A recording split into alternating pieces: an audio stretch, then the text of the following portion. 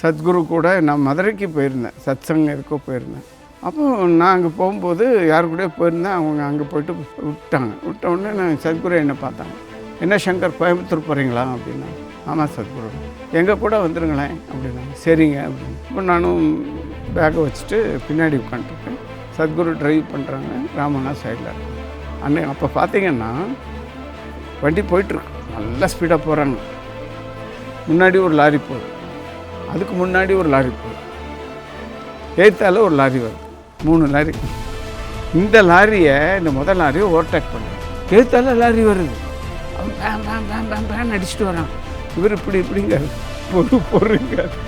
இப்படி போனவர் இந்த 2 லாரிக்கு நடுவில் கரெக்டாக ஒரு கார் இருக்கும் இடம்.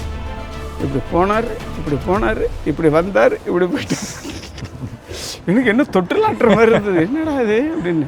அவங்க லாரிக்காரன் ஹார்ன் அடிக்க, இவர் இப்படிங்கிறார் கையை காட்டு. எனக்கு பக்குன்ட்டு ஆயிடுச்சு, முடிஞ்சது போல இருக்குன்னு. வண்டி திருப்பும் போது பின்னாடி லக்கேஜி, பிரிண்ட் அவுட் ஐட்டம்ஸ் நிறைய இருந்துச்சு. இங்கே திருப்பினார்னா அவ்வளோ என் மேலே விடும். நான் நேரம் எடுத்துப்பேன், இங்கே திருப்பினார்னு இங்கே விடும் என் மேலே. இன்னும் என்ன சங்கர் டான்ஸ் போட்டுருக்கீங்க பின்னாடி உட்காந்து அப்படின்னாரு. இல்லை, நம்ம அந்த இடத்துல நம்ம தனியாக இருக்கோம், இவன் எப்படி போவான் கேட்டார் பாருங்க அன்பா.